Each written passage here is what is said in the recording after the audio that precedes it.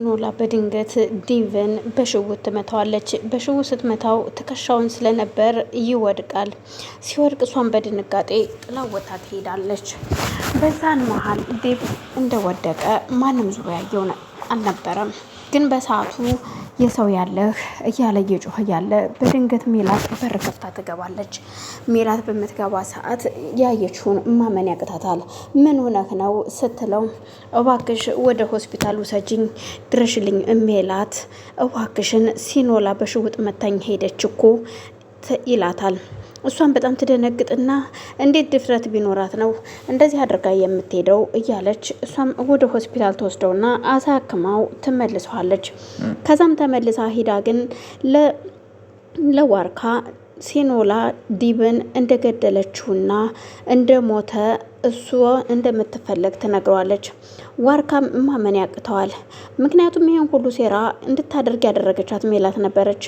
ሜላት በአጋጣሚ የሷን ሴራ ከዲብ ጋር ተመካክረው ስለነበር ዲብ ሲኖላ ወደ ቤቱ ስትሄድ አስገድዶ እንዲስማትና በዛን መሀል ዋርካ እንዲያይ ታደርጋለች። በዛን መሀል ዋርካ ዲብን ሲኖላን አልፈልግሽም ስላላት ነበረ አንተ ጋር መጥቼ እንዲህ አይነት ሴራ ስለሰራችሁብኝ ነው ዋርካ እኔን እንዲጠላኝ ያደረግከው በማለት ነበር በሽጉጥ የመታችው። እናም ስልክሽ ላይ የሆነ ነገር ፎቶ ቪዲዮ አለው ከፈለክ ይህን አሳያለሁ ብሎት ስለነበር ዋርካ ስልኬን ስጠኝ በማለት ነበር ዲብን እየተኮሰችበት። ግን ደግሞ የሲኖላ የድሮ ፍቅረኛዋ ከዋርካ ጋር ጓደኛ ማሞች ናቸው። እናም ጓደኛ ማሞች ስለሆኑ እሱም ይሄድና ዋርካ ባክ ሲሎና ያለችበት ነገር በጣም ችግር ነው። ሲሎና ዲብን እንደገደለችው በሽውጥ መታው እንደሞተ እና ጥላው እንደወጣች እቤት የመታ ነገረችኝ ሲላት በጣም ይደነግጣል። እንዴት እንደዚህ ልታደርግ ትችላለች?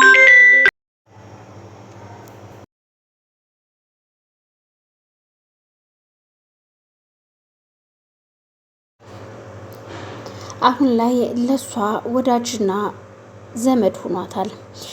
እናም ዴብ እንደሞተ ለሱ ስትነግረው እናም ሜላት እዩልህ ሲኖላን አስጠግተሃታል ትለዋለች። ኧረ እባክሽ እኔ አላቅም ቆይ ምንድነው አድርግ የምትይኝ ስትለው እዩልህ ቅዱስ አንድ ነገር ልንገርህ ሲኖላን መግደል አለብህ ማጥፋት አለብህ አለበለዚያ ግን አንተም ዲብን ገለሃል የዴብን የገደለ ሰው አስጠግታል ተብለህ እስር ቤት ነው የምትበሰብሰው ዴብ እኮ ሞቷል ትለዋለች። ቅዱስም ግራ ተጋብቶ ምክንያቱም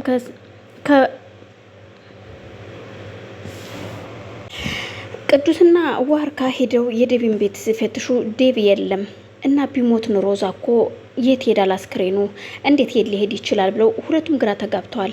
እናም ሲኖላ ደግሞ እሱንም ሂድና ረፍት አድርግ እኔ ግን እዚሁ ቅዱስ ቤት ነው የምቀመጠው እዛ ቤት ሜላት ስለምትመጣ ጥሩ ነገር አይገጥመኝም ከሷ ጋር መጨቃጨቅበት አቅም የለኝም ትለዋለች።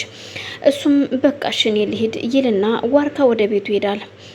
እሷ ደግሞ ቅዱስ ጋር ቁጭ ብላለች። ቅዱስ ጋር በተኛችበት ቅዱስም ግራ ገብቶት ውጭ አስፓልት ላይ ሄዶ ቁጭ ብሎ ነበረ። እናም ያለበትን ፈልጋ ሜላት ትመጣና እሺ ቅዱስ አንተ ሲኖላን አስጠግተ ቁጭ አደረካት ለምንድን ነው? እሷ እኮ በህግ የምትፈለግ ሴት ናት። ይልቁንስ ግደላት አይካልክ ግን መቀመቅ ነው የምትወርደው። አንተም ራስን ነፍሰ ገዳይ ተብለ ነው የምትያዘው ትለዋለች። እናም ሲኖላን እንዲገላትና እንዲያጠፋት ሁሉ ነገር ትሞላዋለች። ብዙ ነገር ካለችው በኋላ እውነት እሱም ይደነግጥና በቃ ሲኖላን መግደል አለብኝ ይልና ወደ ቤቱ ይመጣል። በሷ የተነሳ እኔ ለምን እታሰራለሁ ለምን እስር ቤት ስበሰብሳለሁ ሲል ወደ ቤቱ ሲመጣ ሲኖላ ተኝታ ነበረ። እናም ለመግደልም እሱም ያው ሜላት ባለችው ነገር እጅጉን ተበሳጭቶ ስለነበር ትራስ አንስቶ ሊያፍናት ሲል እሷ ትነቃበታለች። ስትነቃ ውይ ሲኖላ ተነሳሽ እንዴ ቤት ራሱን ተንተራሽ ያለ ትራስ እኮ ተኝተሽ ትራስ ላረግልሽ ነበር ይላታል። ውይ እሺ ትለውና እሱም ደንግጦ ፊቱን ዞር አድርጎ ቁጭ ይላል። ቆይ ምን ሆነ ነው ቅዱስ ግን በሰላም ነው ስትለው አይ ሰላም ነኝ ደህና ነኝ በቃሽ እረፍት አድርጊ ቆይ መጣሁ አንዴ የሆነ ቦታ ደርሼ ልምጣ ይላታል። ቆይ ልትሄድ ነው ስትለው አይ መጣሁ ይላትና ቅዱስ ሄዶ ግን ወደ ዴብ ቤት ነበር። ዴብ ጋር ሲሄድ በር ላይ ቆሞ ሲያዳምጥ ሜላት ምግብ እያበላችሁ እያለ ዴብን የሚያወሩት ስለነ ቅዱስና ስለ ሲኖላ ነበር። ሲኖላን እንዲገላት እንዳዘዘችውና እንዳስፈራራችው ለዴብ ስትነግረው ይሰማታል። ቅዱስ በር ላይ ሆኖ እቺ የተረገመች ለካ ዴብ ሳይሞት ሙቷል ብላ እቺ ልጅ ልታስገድለኝ ነበር ሲል እጅጉን ተጸጽቶ እየሮጠ ወደ ቤት ይመጣል። ወደ ቤት እንደመጣ ለሲኖላ ነበር የነገራት። ሲኖላ ዴብ አልሞተም አለ። እቤት እጄ ሳዳምጣቸው በር ላይ ሜላት እሱ ጋር ናትና እያወራች ነው። ግን የሆነ ነገር ብላይ ነበር እኮ መጀመሪያ አንቺን የመጣውትኝ አንቺን እንድገልሽና ከዛ እሷ ገንዘብ ስታይን ከሀገር እንደወጣ ነግራኝ ነበረ። እኔ ግን ያንን ማድረግ አልፈለኩም። አሁን እንድገደልኩሽ ማድረግ አለብኝ ወይስ ምንድን ነው ስል እንደገደለችከኝ ትነግራታለህ። ይህን ነገር ማንም ሰው ማወቅ የለበትም። አሁን ዋርካ ራሱ እኔና ዋርካ መገናኘት የለብንም ትለዋለች። ለምን ነገሮቹ መጣራት አለባቸው።